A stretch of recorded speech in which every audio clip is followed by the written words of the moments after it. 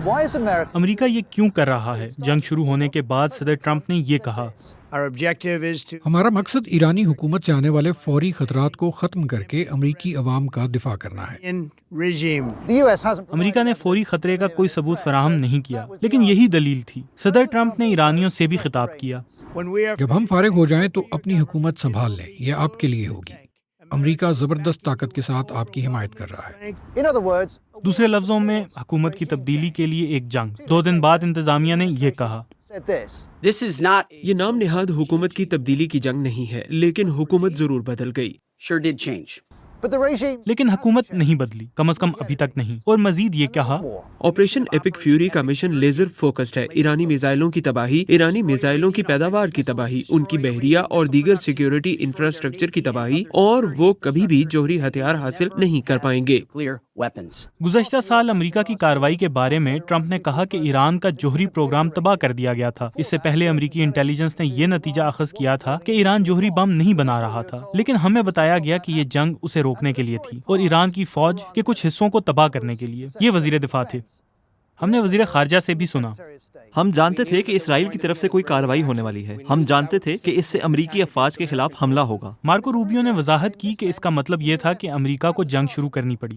ہم جانتے تھے کہ اگر ہم ان حملوں کو شروع کرنے سے پہلے ان کے پیچھے نہ جاتے تو ہمیں زیادہ جانی نقصان اٹھانا پڑتا۔ مارکو روبیو نے کہا کہ امریکہ نے اسرائیلی منصوبے کی وجہ سے حملہ کیا، لیکن امریکی صدر کے مطابق ایسا نہیں ہوا۔ ان کے مطابق ایران کارروائی کے لیے تیار تھا۔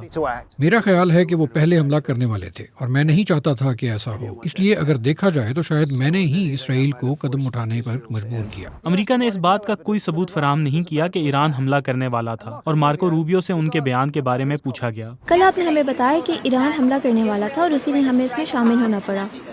آج صدر نے کہا کہ ایران حملہ نہیں کرنے والا تھا۔ نہیں، آپ کا بیان غلط ہے۔ تو یہ وہ نہیں ہے جو مجھ سے پوچھا گیا تھا۔ کیا آپ کل وہاں تھیں؟ لیکن یہ وہی ہے جو انہوں نے کہا تھا۔ ٹرمپ انتظامیہ نے ایران کے جوہری پروگرام کے بارے میں مزید باتیں بھی کی ہیں۔ حکام کا دعویٰ ہے کہ ایران کے پاس افزودہ یورینیم کی اتنی مقدار موجود تھی جو 11 بموں کے برابر ہے، اور وہ اسے ایک ہفتے کے اندر ہتھیار کے درجے کے جوہری مواد میں تبدیل کر سکتا تھا۔ تاہم انتظامیہ نے اس کا کوئی ثبوت پیش نہیں کیا اور نہ ہی جنگ شروع ہونے کے وقت اس کا ذکر کیا۔ شاید اس معاملے میں ایک ذاتی پہلو بھی شامل ہو۔ ٹرمپ نے ABC نیوز سے بات کرتے ہوئے ایران کے سپریم لیڈر کے حوالے سے کہا، میں نے انہیں پہلے مار دیا، اس سے پہلے کہ وہ مجھے مارتے۔ ٹرمپ نے کہا، انہوں نے 2 بار کوششیں کی، لیکن میں نے پہلے قدم اٹھایا۔ ABC کے مطابق یہ 2024 میں امریکی انٹیلیجنس کی جانب سے دریافت ایک مبینہ سازش کی طرف اشارہ تھا۔ جو بھی وجہ رہی ہو، جنگ ٹرمپ نے ہی شروع کی، اور اب ان سے پوچھا جا رہا ہے کہ یہ جنگ کب تک چل سکتی ہے۔